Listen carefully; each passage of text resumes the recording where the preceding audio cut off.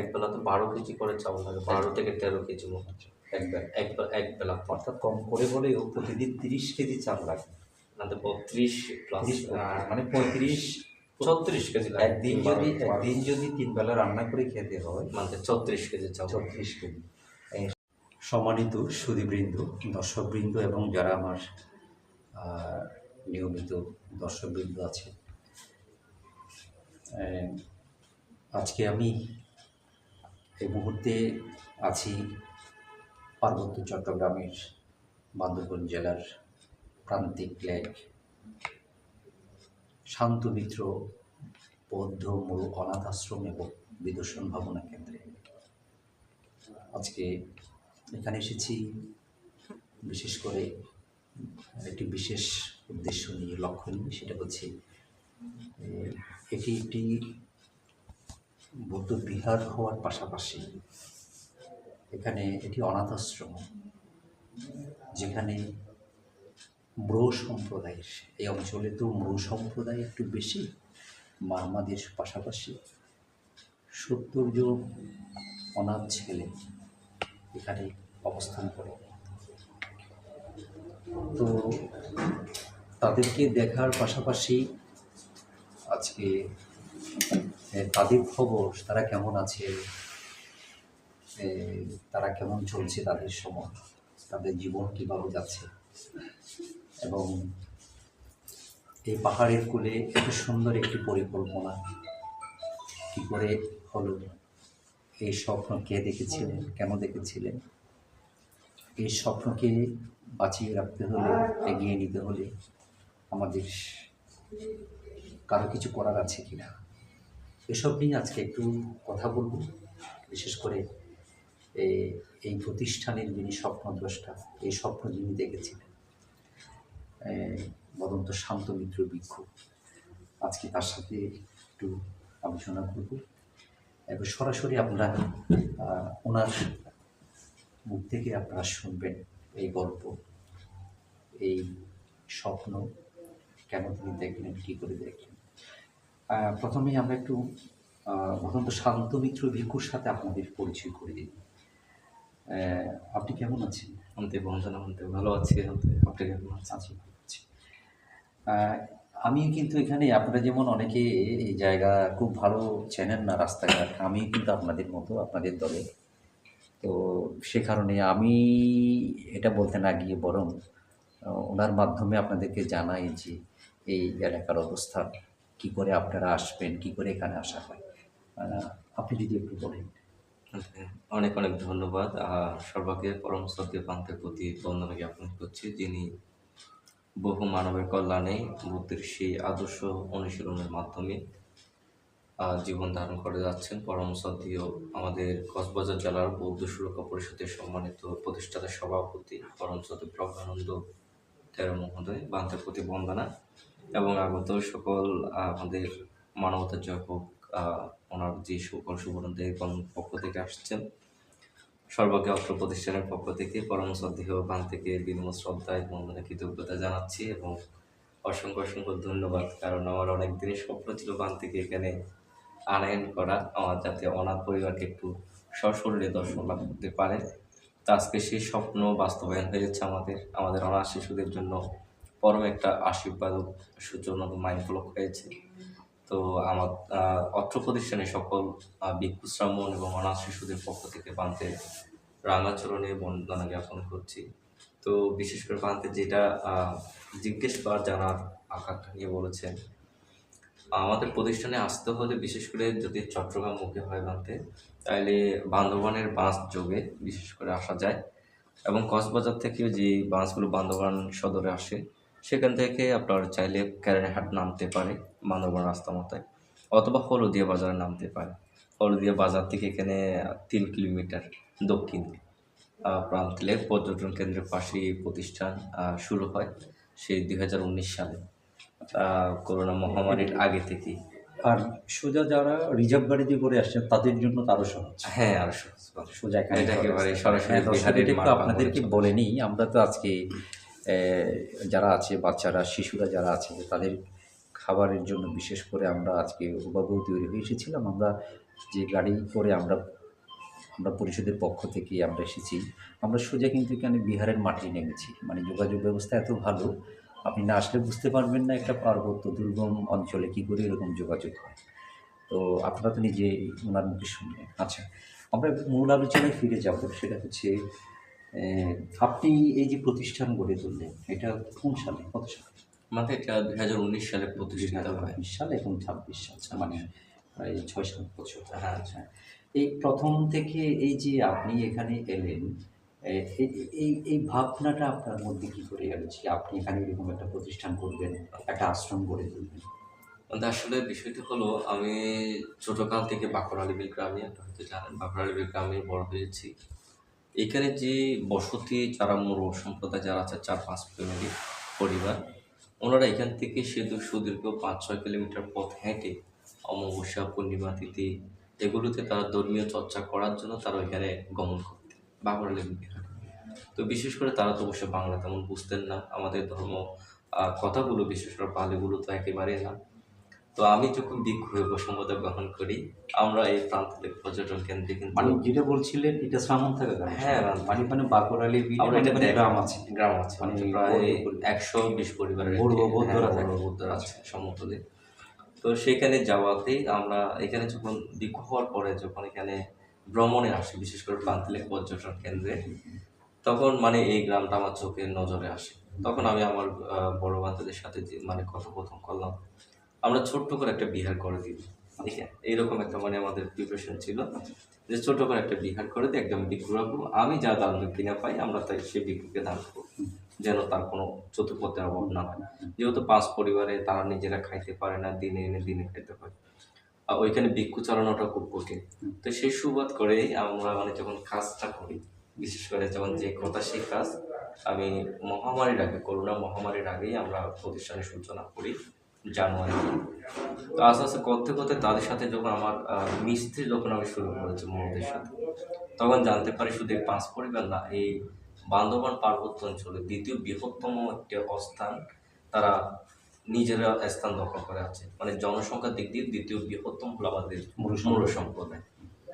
এখন আমরা চিন্তা করেছি এইরকম হয়তো বা 5 পরিবার না, আরো 50,000 পরিবার থাকতেই পারে পাহাড়ে, দুর্গম পাহাড়ে কি করা যায় তাদের জন্য। সেখান থেকে আসলে কাজ করতে করতে গিয়ে মূলরা যেহেতু আমাদের আদি বলতো, তাদেরকে রক্ষণাবেক্ষণ পরবর্তীতে কাজ করার সুবাদে এখানে তানসি থেকে কিছু লোক আসে, তারা আমাদেরকে ব্যক্ত করে তারা ক্রামা ধর্ম। আমি ওই দিনই কিন্তু প্রথমবারের মতো শুনেছি যে আমাদের বাংলাদেশে বিশেষ করে প্রধান 4 ধর্ম আছে, হিন্দু, মুসলিম, বৌদ্ধ, খ্রিস্টান। এর মাঝেও গিয়ে যে আরেকটা ধর্ম আছে ক্রামা ধর্ম, যেটা মূলরা নিজের ধর্ম সংস্কৃতি হিসেবে প্রতিপালন করে। তো সেরূপ ধারাবাহিকতায় তাদের সেই ধর্মীয় যাজকের কথা শুনলাম। আমার মনে হলো না, আসলে তারা যদি আমাদের ধর্মের সেই আদলে যদি তারা চর্চার নিতে যদি সুযোগ পায়, হয়তো করতে পারে। তো সেই যে কথা যে তখন আমরা বিহার প্রতিষ্ঠা করি, তখন ওই বছরে মাত্র 16 জন ছেলে নিয়ে সে থানচি দুর্গম অঞ্চলে যাওয়ার রিমোটে বেরিয়ে 2019 সালে যে বছর বিহার করেছে সে বছর আশ্রমের সূচনা হয়। তখন কি বিহার এভাবে মোটামুটি আনাবানা ছিল না। মানে অনেকটা ওই আমাদের পিছনে যে বিহার আশ্রমাঞ্চল পরিদর্শন হয়, তা আপনি দেখবেন। আর টিন শেড, টিনের চাউনি, টিনের বেড়া, সে বিহারকে আমরা আশ্রমে রূপান্তরিত করে, বিশেষ করে নিচের ফ্লোরের মধ্যে বাসানো থাকতো 16 জন। ওই 16 জন দিয়ে মানে শুরু করা। পরবর্তী সময়ে মানে বাড়তে বাড়তে গিয়ে এখন বর্তমান প্রায় 70 প্লাস আমরা এই 5-6 বছর। হ্যাঁ, এখানে প্রায় 70। সবাই কি মুরু সম্প্রদায়ের নাকি? হ্যাঁ, মানে মেজরিটি পার্সেন্ট হলো আপনার মুরু সম্প্রদায়, আর 9 থেকে 10 জন আছে আমাদের মারমা সম্প্রদায়। তাও মানে অধ্যুষিত এলাকা, যেখানে বৌদ্ধ বিহার কিংবা শিক্ষা প্রতিষ্ঠান নেই, বা প্রাইমারি লেভেল কোনো রকম শেষ করলো, হাই স্কুলে হলে অন্যদিকে চলে যেতে হচ্ছে বা হোস্টেলে রাখা সম্ভব না, সেরকম ভাবে কিন্তু তাদেরকে এখানে অ্যালাউ। সম্মানিত দর্শকবৃন্দ, আমি এই ফাঁকে আপনাদের একটা তথ্য দিয়ে রাখি। আমার দীর্ঘ সময়ের যেটা পর্যবেক্ষণ এবং আমি স্টাডি করে যেটা পেয়েছি সেটা হচ্ছে, পাহাড়ে তো অনেক সম্প্রদায় বসবাস করে বৌদ্ধদের মধ্যে, কিন্তু ওখানে দেখা যায় রাঙামাটি এবং খাগড়াছড়িতে বিশেষ করে একটা নির্দিষ্ট ক্যাটাগরি আছে, হয় মারমা না হয় চাকমা, এরকম থাকে বেশিরভাগ। কিন্তু বান্দরবানটা আমি আলাদা পেপারে দেখলাম এখানে কিন্তু বিভিন্ন আমরা যেটিকে আদিবাসী বলি এবং এ, রাষ্ট্র যাদেরকে ক্ষুদ্র নৃগোষ্ঠী বলছে, বিভিন্ন ছোট ছোট সম্প্রদায়, এদের মধ্যে কিন্তু এখানে শুধু মানে যে মৃগ আছে তা না, এখানে ত্রিপুরা থেকে এবং প্রায় 11-12টি প্রায় এরকম হ্যাঁ, আপনার বিভিন্ন জাতিসত্তা সম্প্রদায় আছে আছে। এখানে। তো আমি যে কারণে কথাটা তুলেছি সেটা হচ্ছে এখানে সবথেকে বেশি দারিদ্র্য সীমার নিচে বসবাস করে এবং খুব ব্যাপক হারে ধর্মান্তরিত হচ্ছে, অভাবে পড়ে, সেটা হচ্ছে মৃগ সম্প্রদায়। এবং আমরা যে ঘটনাগুলো পাই সেখানে বেশিরভাগ দেখা যাচ্ছে যে তারা বেশি দলে দলে যেহেতু তারা এখনও অনেক সংস্কারে আছে, মানে পর্যাপ্ত প্রপার শিক্ষা পায় না, বিশেষ করে দারিদ্রতা। হ্যাঁ, কারণ ক্ষুধা তো সবার লাগে। হ্যাঁ, মানুষ বেঁচে থাকলে পরে আসে ধর্ম। এবং অদ্ভুত ব্যাপার হলো জন্ম থেকে কিন্তু তাদের আমার আপনার মতো একটা ধর্মের সাথে পরিচয়ও হয় না খুব বেশি, সেরকম একটা পরিবেশে তাদের জন্ম বেড়ে ওঠা হয়। তারা সবসময় যেটা পায় তাদের কাছে সেটা হচ্ছে ক্ষুধা, অভাব, দারিদ্রতা, এগুলোই পায় তারা। তো আমি খুব পর্যবেক্ষণ করে দেখেছি কেন তারা এত বেশি নিজের জাতিসত্তাকে ছেড়ে তারা আমরা যেটাকে বলছি ধর্মান্তরিত, ওর পথটা কেন বেছে নেয়? আসলে মূলে রয়েছে কিন্তু দারিদ্রতা। যখন যেভাবে তারা দেখে যে যেখানে তারা একটা আশ্রয় পাবে, দুটো খেয়ে পরে বাঁচতে পারবে, তারা সেখানে যায়। এবং তারা তখন ওইটা পেতে গিয়ে তাদের যা দিতে হয়, যা করতে হয়, তারা তাই করে। এটা হচ্ছে ব্যাপার। তো সেই জায়গায় গিয়ে মানে আমি এটা বলতে চাচ্ছি যে ব্রু সম্প্রদায় বর্তমান সব থেকে বেশি এই পথে ধাবিত হচ্ছে। এবং আমি এ ফাঁকে এই কথা বলছি যে এ, বেশি বেশি কিন্তু এই কাজ করতে হবে তাদের জন্য, বিশেষ করে বান্দরবান জেলার মধ্যে এরকম বিভিন্ন এলাকা ছড়িয়ে ছিটিয়ে আছে, শুধু প্রান্তিক লেক না, এখানে না, বিভিন্ন জায়গাতে আপনি তাদেরকে পাবেন যেখানে আমাদের বেশি বেশি তাদেরকে ধরে রাখার জন্য এরকম প্রতিষ্ঠান গড়ে তুলতে হবে, কাজ করতে হবে, যেমনি করে তিনি করছেন। হ্যাঁ, আপনি বলছিলেন। সেরকমই ওখান থেকে মানে তাদের দেখা দেখিতে বিশেষ করে এই প্রতিষ্ঠানে গড়ে তোলার স্বপ্নটা আর যখন সবে মাত্র শুরু করেছি, আমার লক্ষ্য ছিল এটাই, তাদেরকে প্রাথমিক শিক্ষার পাশাপাশি সে ধর্মীয় শিক্ষার আদলে যদি আমি বড় করতে পারি, তাহলে দেখা যাবে তারা সে অন্ধকার পাহাড়কে আলোকিত করতে পারে। এবং পাশাপাশি তার মাতা পিতাদেরকেও আমরা বৌদ্ধ পরিবারে আমরা যারা জন্মগ্রহণ করেছি, জন্ম থেকে যেমন আপনি বললেন, বৌদ্ধের সাথে দেখা, ভিক্ষু সঙ্গের সাথে দেখা বা দাদু দিদার হাত ধরে শিকারে যাওয়া, ধর্মীয় এই অনুভূতিটা ছোট কাল থেকে সৃষ্টি হয়। কিন্তু তাদের থেকে হয় না, তাদের দিন শুরু হয় হাতে দা নিয়ে এবং দিন শেষ হবে দা নিয়ে। এমনটাই আছে বর্তমানেও যদি বলি, আমি আমার যেটা স্বচক্ষে দেখা, সে দিনের আলোতে খাওয়া দাওয়া করে, সে তাদের দিনের দিবস শেষ জুম চাষের উপর ভিত্তি করে তাদের যে ইয়াটা। তো বিশেষ করে এটার বান্তে দলেই আসলে এই প্রতিষ্ঠান করা। মানে বাই এবং জেনারেশন ওভাবে যায়। হ্যাঁ, বানতে তারপরেও মানে আমরা চেষ্টা করেছি। বর্তমান আপনি তো শুনেছেন এখানে আমাদের এসএসসি পরীক্ষার্থী আছে, সে ক্লাস 6 থেকে কিন্তু পড়ালেখা করে যাচ্ছে কেন। তো তার যতটুক দেওয়া বা তাকে গঠন করা, বর্তমান তার রোল নাম্বার হলো 3, সে সায়েন্স বিভাগের একজন ছাত্র। তো এইরকম প্রাইমারি লেভেল এবং হাই স্কুল লেভেলও শিক্ষার মানের ক্ষেত্রে আপনি পাবেন। তো আসলে ওই রকম ধারণা থেকে বিশেষ করে এটাও আছে, আমার ব্যক্তিগত জীবনে যদি বলি, আমার বাবা নেই। তো সে বাবা না থাকার ফিলিংসটা অবশ্যই মনের মধ্যে থাকে সব সময়। আমি ওইটাই চেষ্টা করেছি, আমি যদি একজন কষ্ট করি, হয়তো বা দেখা যাবে আরও 10টি ছেলে সুখে শান্তিতে তার পরিবার পরিজন নিয়ে সমাজকে আলোকিত করতে পারে। আর সেই রূপ ধারাবাহিকতায় জন্মবাদ বিশ্বাস করি যেহেতু, এটাই আর তাছাড়া তার সাথে যদি যুক্ত করি, আমরা যারা আমরা যেখানে জন্ম হয়, আমরাও তো সবাই অন্য 10 জনের মতো একটা পরিবারে আমাদের জন্ম হয়, অবশ্যই। আমাদেরও পিতামাতা থাকে, আমাদের সাধারণের মতো আমাদের চাহিদা থাকে, আকাঙ্ক্ষা থাকে। আমরা এগুলোকে পেছনে ফেলে আমরা যখন এই জীবনে আসি, মানে আগার থেকে অনাগার জীবনে আমাদের তো সুনির্দিষ্ট একটা লক্ষ্য থাকে। আমরা নিজে দুঃখ মুক্তির পথ অনুসন্ধান করব, তার পাশাপাশি গোটা মানব জাতির জন্য আমাদের কিছু করতে হবে। এটা আমাদের ভেতরে একটা তাগিদ থাকে। অবশ্যই। মানে শুধু আমরা নিজের পথ পরিষ্কার করলে নিজের জন্যই আমরা বের হলাম তা না, কিন্তু যেমন নিজের পাশাপাশি মানুষের কথাও ভেবে অবশ্য। তো আমাদের এই যে ভিক্ষু জীবন, আমাদেরকে কিন্তু শুধু নিজের কথা ভাবলে হয় না, আমাদের মানুষের কথাও ভাবতে হবে। অবশ্যই। তো সেই কথা যদি আসে, তাইলে আমি তো বলবো যে যে ভাবনা আপনি ভেবেছেন, যে কাজ আপনি করেছেন, এবং বুদ্ধের সাথে যায়, বুদ্ধের দর্শনের সাথে যায়। তো আমি মাঝপথেই সেই কারণে আপনাকে একবার অভিনন্দন জানাই এবং কৃতজ্ঞতা জানাই।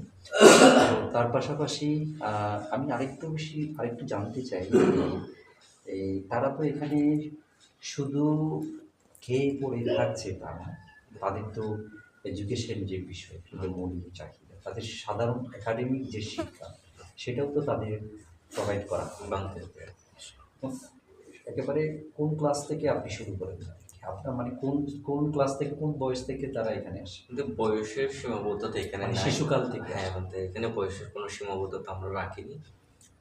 ওর যদি জন্ম নিবন্ধনগুলো ঠিক থাকে, বিশেষ করে ও যদি শিশু শ্রেণী থেকেও যদি হয়, হুম, আর এখানে বলতে সবচেয়ে বেশিরভাগ প্রাধান্যতা পায় যাদের মাতা পিতা অনাথের অনাথের, একদম মানে যাদের একেবারে কেউ নেই। অনেক সময় আসছে বলে যে বাবা আছে তো মা নেই, অথবা মাতা পিতার মধ্যে ছাড়াছাড়ি হয়ে ছেলেকে কেউ গ্রহণ করছে না, করছে, তার দাদু দিদারা খোঁজখবর সেটা পেয়ে এক ধরনের অনাথেই। হ্যাঁ বানতে তারা এখানে আসা আমাদেরকে ব্যর্থ করে। তো আমরা হুট করে কিন্তু আবার ভর্তিও নিই না।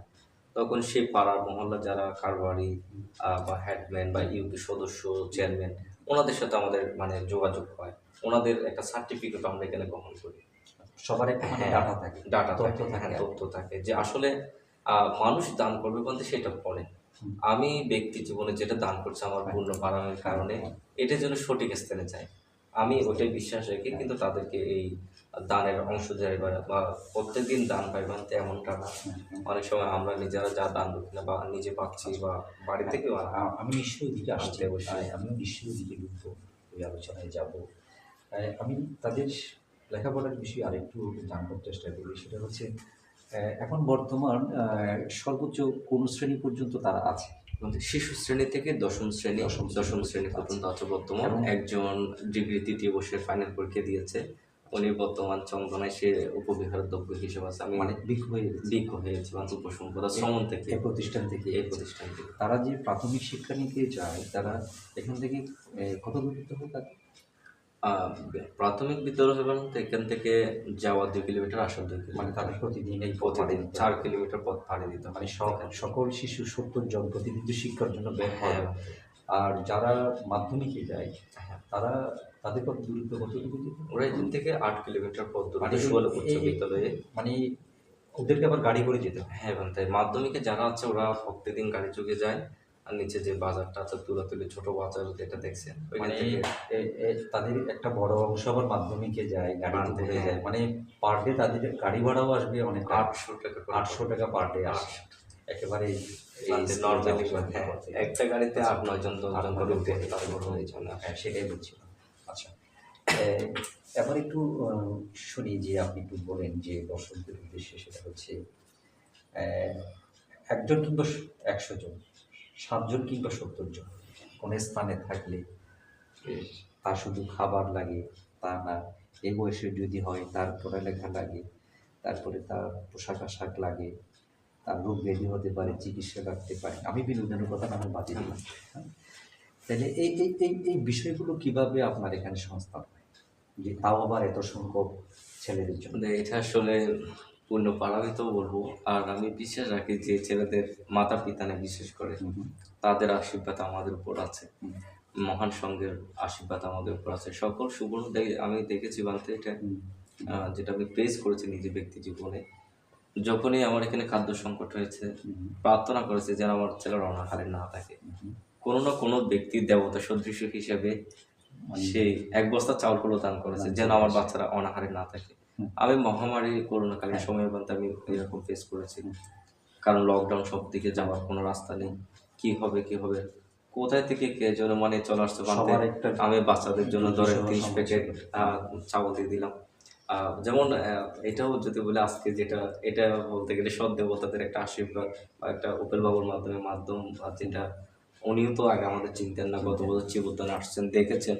সেখান থেকে যেটা দেখা গেল বানতে যে উনি বলে যে বানতে আমরা মাসে 2 বস্তা চাউল দিলাম। এটা একটা মানে সংস্থা মানে আমাদের যোগান হয়। অনেকে বলো যে জন্মদিন, আমরা বাইরে জন্মদিন করব না, বাচ্চাদের নিয়ে দেবশিশুদেরকে নিয়ে জন্মদিনটা পালন করবো। এক শিশুর জন্য আমরা অনেক শিশুকে নিয়ে হ্যাঁ অনেক শিশু করবো, ওই আনন্দ ভাগাভাগি করতে গিয়ে বলতে একদিন একবেলা আহার ওইখান থেকে যে তারা রাত্রেও খাচ্ছে সকালেও খাচ্ছে, এটা মোটামুটি ওদিকেও আমার একটু জানার আছে, সেটা হচ্ছে প্রতিদিন কারো জন্মদিন হয় মানতে। হ্যাঁ, আবার প্রতিদিন যে কারো না কারো কোনো না কোনো ছেলের জন্মদিন হচ্ছে বা তারা এখানে আসছে সেলিব্রেট করছে সেটাও তো না। এটা হয়তো মাসে কয়েক কয়েকটা মানতে, হ্যাঁ। হ্যাঁ। এই যে পুরো মাস আপনার এই পুরো মাস এই যে 70 জন সব মিলিয়ে 80-90 জন, তাও আবার 3 বেলা খাবার, হ্যাঁ। তাহলে এই যে যখন এরকম কোনো দান অনুদান পায় না বা কোনো অনুষ্ঠান পায় না, সঙ্গদান পায় না বা কারো জন্মদিন পালন করা হয় না, এরকম দিনও তো যায়, যাই ওই সময়টা আপনাদের কি করে কাবার দিতে হবে? এটা মধ্যে আসলে ওই চাউল ক্রয় করা হয় নিজেদের ব্যক্তিগত থেকে, হুম, যেটা আছে। আর বিশেষ করে যদি হাতে টাকা না থাকে বা অর্থ না থাকে ফান্ডিংয়ে, তখন আমাদের যে বললাম আমাদের হলদিয়া বাজারে একটা বড় দোকান আছে, চাউলের দোকান, তাকে যদি বলি দাদা আমার এখানে চাউলের প্রয়োজন বা বাচ্চাদের চাউল নেই, তিনি 2 বস্তা 3 বস্তা পাঠায়। পরে যদি কোনো দাতা আমাদেরকে অর্থ ওই টাকা প্রদান বসিয়ে করলে দেয়া হয়। ওই টাকা তাকে আবার পরিশোধ পরে করা কি হয়। আবার ঠিক কারণ সেভাবে দাম চলে আহ, আসে? মানতে এটা মানে মাসে কোনো না কোনো ভাবে হ্যাঁ Organic ডোনেট কিংবা হ্যাঁ, বা এখন বর্তমান প্রাতিষ্ঠানিক কাজ চলতেছে এখানে ভবনের। কেউ বললো বান্ধব আমি 10 বস্তা সিমেন্ট দেখলাম, এখন তো সিমেন্ট আনলে তো অন্য সরঞ্জাম নাই, ওই টাকাটা হয়তো কিনে বসে দেওয়া যায় পরবর্তীতে কাজের ক্ষেত্রে এখন সেটা যেটা কাজ ব্যবহার করছে, করে। যে কাজ চলছে, মানে এটা কি ওই তাদের আবাসিক ভবনের কাজ হ্যাঁ করছে এটা এখন তো? ধ্যান হল হবে, আর প্লাস বাচ্চারা থাকবে। থাকে এখন তো তাদের জন্য থাকার সুনির্দিষ্ট নাই কোনো মানতে জায়গা, এখানেই ফ্লোরিং করে থাকে, এখানেই সবাই থাকে, ফ্লোরে রাত্রে ভাগাভাগি করে মানতে থাকে। আচ্ছা মানে একজনের মাথা একজনের হ্যাঁ, পা, এরকম অবস্থায় আচ্ছা আচ্ছা, বুঝতে এই পারছি। ফ্লোরে। মানে বিশেষ করে এই নতুন ভবন, ওই বিশেষ করে তাদের থাকার আবাসিক ভবন হবে আর মেডিটেশন হল হবে, হ্যাঁ। মানে পরিপূর্ণ একটা প্রতিষ্ঠান যেভাবে হয় আর কি। আচ্ছা, এটা একটু বলেন যে আপনি দর্শকদের উদ্দেশ্যে, সেটা হচ্ছে এত সংখ্যক ছেলেদের জন্য, ছাত্রদের জন্য এ, প্রতি মাসে কয় বস্তা মতো আপনার এদের চাল লাগে? কারণ রান্না বান্না করেই তো খাওয়াতে হয়। আমি তরকারি কথা না বাদই দিলাম, ভাত তো লাগে। আমাদের এখানে মধ্যে 3 বেলায় আহার দেওয়া হয়, যেহেতু কোনো নাস্তা তাও দেওয়ার এত কোনো সুযোগ সংখ্যক, হ্যাঁ। হ্যাঁ। স্বাভাবিকভাবে আমাদের ছেলেরা যেভাবে বড় হয়ে ওঠে যে এটা খাবে না হয় এটা কোনো না কোনো খাবার থাকে যেটা তো সে বাপ খাইতে চায় না বা অনুভূতি ছিল না। কিন্তু আমাদের এখানে সকালে প্রাইভেট শেষ করে খাওয়া দাওয়া ভাত, দুপুরে স্কুল থেকে এসে ভাত, আবার রাত্রেবেলা ভাত দেওয়া হয়। তো 3 বেলা মিলে আমাদের দৈনিক আপনার একবেলা তো 12 কেজি করে চাউল লাগে, 12 থেকে 13 কেজি মতো একবার এক বেলা। অর্থাৎ কম করে হলেও প্রতিদিন 30 কেজি চাল লাগে। আমাদের 32 প্লাস 30 মানে 35। 34 কেজি লাগে। একদিন যদি 3 বেলা রান্না করে খেতে হয়, মানে 34 কেজি চাউল 36 কেজি। সম্মানিত দর্শক, এক তো বস্তায়। বুঝতেই তো পারছেন এটা, মানে এ, অনেক পরিবার আছে প্রতিদিন 3 বেলায় 3 কেজি, সর্বোচ্চ যৌথ পরিবারে এই 4 কেজি, 5 কেজি, 6 কেজি, এর বাইরে তো যায় না। বিশেষ করে একটা ভাবা যায়, মানে একটা পরিবার, এটা একটা বিশাল পরিবার যেখানে 35 কেজি চাল প্রতিদিন রান্নাবান্না করতে হয়, এবং সেটা একদিন 2 দিন না, এটা যদি 30 দিনে, 1 মাসের মধ্যে যদি 15 দিনও হয়, আপনার এখানে যদি 10 দিনও হয়, তাহলে কী পরিমাণ চাল লাগে আপনি অন্য এই তরি তরকারি যা আছে এগুলোর কথা বাদ দিয়ে দিন, হ্যাঁ। তো সে কারণে আমার জানার খুব এটা কৌতূহল আছে, যে ছিল যে মানে এটা আপনার এই এত সংখ্যক, কেউ দিক বা না দিক, না খেয়েও তো কাউকে রাখা যাবে, থাকা যাবে। এই পরিমাণ যে সাপোর্ট দরকার, এই সাপোর্টগুলো মানে কী করে আসে বা পর্যাপ্ত আসছে কি না, বা আপনি এখন শুভানুদায়ীদের যেসব ছোটো ছোটো টুকরো টুকরো সহযোগিতা পাচ্ছেন, এগুলিকে আপনি পর্যাপ্ত মনে করছেন কিনা? এগুলো কিন্তু কভার হয় না, আমাদের মনে হয় মাসে প্রায় 15 থেকে 16 বস্তা 50 কেজির চাউলের প্রয়োজন হয়। আচ্ছা, তো সেরকম কিন্তু চাউলের দাতা কিংবা সংস্থা আমাদের নাই সেরকম। আমাদের ফিক্সড কোনো ফিক্সড মান্থলি যে যেমন মানবতার জয়পুর থেকে 2 বস্তা বা 3 বস্তা ওনারা যখন যা পারেন তারা প্রত্যেক মাসে ওইটা ডোনেট করেন। আরও 2-3 জন আছে আমাদের যারা মান্থলি 1 বস্তা করে চাউল দেয়, মানে সব মিলিয়ে সব 5 বস্তা, 5 থেকে 6 বস্তার মতো মানে পাওয়া যায়। যেখানে প্রতি মাসে 15 থেকে 16 বস্তা লাগে হ্যাঁ। 50 কেজি ওজনের, আচ্ছা। সেখানে মাত্র মানে 1/3, 3 ভাগের 1 ভাগ, মানে আরও 2 ভাগ ঘাটতি থাকে। ঘাটতি থাকে। ওই 2 ভাগ ঘাটতির মধ্যে আবার যারা মাঝে মধ্যে যারা একবেলা খাওয়া হয়ে আসেন, হ্যাঁ, 3 বেলা তো কেউ দায়িত্ব নিতে পারে না, সুযোগ কম, হ্যাঁ। কমই হয় আনতে। বাদ বাকিগুলো তো আপনার সারা মাস ধরেই এগুলো করতে হয়। তো সেখানেও দেখা যাচ্ছে যে আপনার এগুলা যে কেনাকাটা করার বিষয় আছে, আবার ওই ভাত খাওয়ার জন্য তরি তরকারির বিষয় আছে। তো এগুলো তো সব ক্যাশ মানে ক্যাশ cash রান্না বান্না করে নিজেদেরকে খেতে হবে। চাউলের ক্ষেত্রে একটু মানে দোকানদার বলতে গেলে সহনীয় বিষয় হচ্ছে এটা, বাকি অনেকজনের হয়, ঋণ রেখে দেওয়া যায়। দীর্ঘ সময় যদি হয় মোটা অঙ্কের অনেক। হ্যাঁ, আচ্ছা, তাদের তো খাওয়ার বিষয়টা না হয় টুকটাক একটু জানলাম, যদিও বা পর্যাপ্ত নয়। এই যে এত সংখ্যক শিক্ষার্থী আছে, তাদের শিক্ষা সামগ্রী ন্যূনতম খাতা কলম লাগে, তাদের ইউনিফর্ম লাগে, অন্তত বছর ঘুরে একবার লাগে। তারপরে আপনার তারা এই আমরা যেটাকে প্রাইভেট নির্ভর ক্লাসর নির্ভর লেখাপড়া করি, তো তাদের সেরকম মাসিক একটা বিষয় থাকে। এই বিষয়ে যদি একটু বলতেন যে এটা কী কথা। এতে আমাদের শিক্ষা ব্যবস্থার ক্ষেত্রে অনেক সময় যেটা বলেছে, জন্মদিন উপলক্ষে কিছু কিছু মানুষ আছে দায়ীরা শুভদায়ীরা আপনার শিক্ষা সামগ্রী দান করতে চায়। অনেকে বলে যে বান্ধব আমি বাচ্চাদের জন্য 2-3 ঋণ খাতা দিলাম, কিন্তু সেটা আমাদের অবশ্যই পর্যাপ্ত না। আবার আমাদের একটা মানবিক সংস্থা আছে ব্রিজিং জেনারেশন, ওনারা মান্থলি যে টিউশন ফি মানে একজন শিক্ষকের সম্মানী ভাতা সেই তারা প্রদান করে। যদি কোনো কারণে আমাদের শিক্ষা সামগ্রী মানে শর্ট পড়ে যায়, ওনাদেরকে জানানোর জন্য বলা হয়। তো ওনারা বাৎসরিক একবার আমাদেরকে শিক্ষা সামগ্রী দান বা করে। বছরে বছরে সবার জন্য। হ্যাঁ, মাসিক যে তাদের টিউশন ফি যেটা দিতে হয় সবাই কিন্তু পড়ানো, ওই টাকাটাও ওরা বহন করে ওনাদের সংস্থা থেকে প্রতি মাসে। হ্যাঁ, মানে কিন্তু প্রতি মাসে ওইটা যেমন ফিক্সড লাগে, প্রতি মাসে তো সবার খাতা খাতা লাগে, কলম লাগে। শিক্ষা সামগ্রী হ্যাঁ। লাগে, এটা ফিক্সড কোনো জায়গা নেই। আমি যদিও বা খুবই দুঃখিত এই ভিডিওতে বলতে হচ্ছে, যেটা আমার ইচ্ছে ছিল না। আহ, আমরা কক্সবাজার জেলা বৌদ্ধ সুরক্ষা পরিষদ থেকে আমাদেরও যে অনেকটা ওইরকম অবস্থা, যে আমাদের অনেক সাথ কিন্তু সাধ্য নেই, কিন্তু আমরা একেবারে দায়িত্ব নিয়ে বলছি যে প্রতি মাসে তাদের যে খাতা কলম সবার, সে 70 জন হোক আর 100 জন হোক, তাদের যে শিক্ষা সামগ্রী লাগে প্রতি মাসে আমরা সেটা, আমরা যতদিন পারি, যত বছর পারি, আমরা যতদিন আছি আমরা সেটা দায়িত্ব নিব। এবং আমরা সেটা এখানে আপনার মাধ্যমে হোক, আপনাকে আমাদের আমাদের রুবেল বড়ু আছে, তারা প্রতি মাসে একবার আসে, হ্যাঁ, হয় তারা নিয়ে আসবেন, না হয় আপনার এ করবো। এটা ছোট, কিন্তু আমরা চাচ্ছি যে আমরাও আপনার মহৎ কর্মে একটু আমরা অংশীদার হই। পরবর্তীতে দেখা যাবে যে আমরা সবাই মিলে কি করতে পারি না পারি, আমরা আপাতত এই কাজটা করবো। আমাদেরকে সুযোগ দেওয়ার জন্য আপনাকে ধন্যবাদ। না আচ্ছা, এখন আমি আরেকটা আলোচনায়, আমার আলোচনা প্রায় শেষের দিকে আরেকটা আলোচনায় যাবো, সেটা হচ্ছে আহ, এই যে এতগুলো ছেলে এখানে আছে, তাদের খাদ্য নিরাপত্তা, লেখাপড়ার নিরাপত্তা সব কিছুর পাশাপাশি তাদের ফিজিক্যাল প্রোটেকশন আমরা যেটাকে বলি। এখন এরকম একটা এলাকায় যে এতগুলো ছেলে মেয়ে থাকা, আবার চারপাশের যে খবরটা নিলাম, এখানে এমন নয় যে এটা পাড়ালি আছে, গ্রাম আছে, এমনও না, একটা বিচ্ছিন্ন এলাকায় আপনার আছে। তো কোনো ধরনের কি কোনো হুমকি ধমকি বা কোনো সমস্যার সম্মুখীন এখানে আপনি হন বা আপনার ওই কোথাও? না বলতে আসলে যেটা সত্য হতে এখন অবধি পর্যন্ত আপনাদের সকলের আশীর্বাদে এটা এখন পর্যন্ত হয়ে ওঠেনি। তবে মাঝখানে একবার ভূমি সংক্রান্ত বিষয়ে জটিলতা ছিল, সেটা আমাদের মৌজার অত্র মৌজার হেডম্যান, ইউপি চেয়ারম্যান, ওনারা সকল থেকেই একেবারে সমাধান সমাধান করে। মানে ভূমি নিয়ে। হ্যাঁ, আর অন্য কোনো বিষয় অন্য ছিল? কোনো এখনো পর্যন্ত হয়নি। তো আগামীতে তো আসলে ভবিষ্যৎ অনিশ্চিত। না, আমরা আশা করবো কঠিন সময় যেটা ছিল, শুরুর স্টার্টিং যেটা ছিল, ওটা যেহেতু পার হয়ে এসেছেন, আমরা এটা বিশ্বাস করতে চাই যে আপনার আগামী সময়টা আরও ভালো যাবে। এটা আমরা তো অনেকবার আসবো, আজকের আলোচনা আমি আর বেশি দূরে আলোচনা করব না। আমি আপনার শেষ মন্তব্যটা নিয়ে শেষ করবো, সেটা হচ্ছে এই যে আপনার এই মহৎ কর্মচক্রে আপনি একাই এটা সারথি, স্বপ্নদোষটা আমি একাই টানছেন, আমরা বুঝতে পারছি আপনার অনেক সমস্যা কষ্ট হচ্ছে। এক্ষেত্রে আপনি আমার যে বিশাল দেশে বিদেশে কমিউনিটি আছে, কমিউনিটির বাইরে মানবিক মানুষজন আছে, সেই যে ধরনেরই হোক, সেই যে গোত্রেরই হোক, আপনি কোনো বার্তা তাদের কাছে পৌঁছাতে চান কিনা?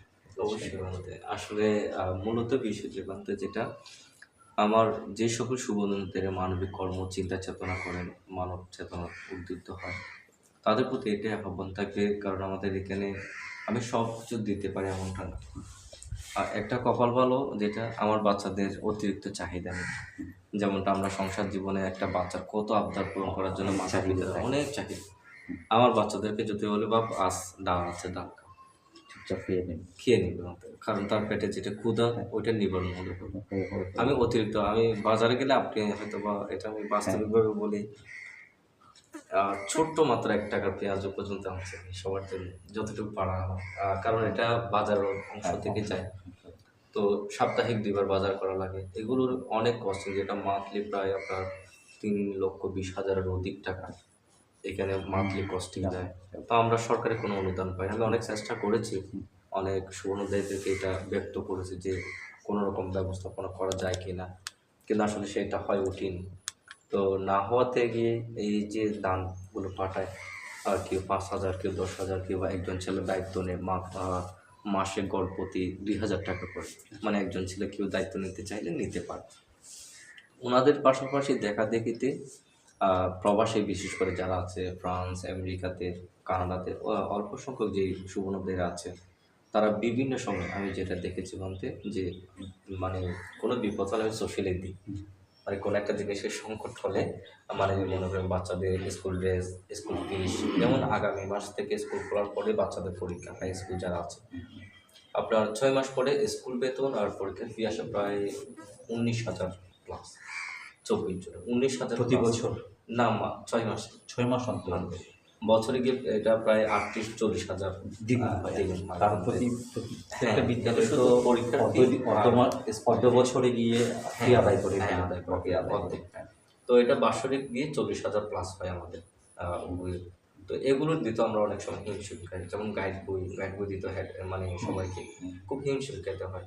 স্কুল ড্রেসের বানতে যেটা মানে অ্যামাউন্ট আসে প্রায় 12-15,000 টাকার মতো আসে সবার। তো এগুলো মেনটেন করতে গেলে ওই সোশ্যালের মধ্যে আমি একটা পোস্ট করে দিই আমাদের পেজ থেকে। তখন কি কিছু মোটামুটি মানে অনেক থেকে মানে মনে করেন যে কেউ 2 জন, যেমন উত্তর বাবু আমি বলি, উনি আগেও পরমসতী সংগঠন থেকে দর্শনে যখন যাওয়া হচ্ছে, বাচ্চারা কোনোদিন চট্টগ্রাম শহর দেখেনি। তো তো সেই সুবাদে উনি বলেন যে বাচ্চাদেরকে সি বিচে ঘুরাই আনো, যারা আমাদেরকে নেতৃত্ব নিয়ে যাচ্ছে। উনি ওইখান থেকে রামুর থেকে টাকা পাঠাইছে, যে বাচ্চারা সি বিচ দেখে একেবারে খুব মানে আনন্দিত, প্রথমবারের মতো দেখা। তো তাদের অদেখা অনেক কিছু আছে।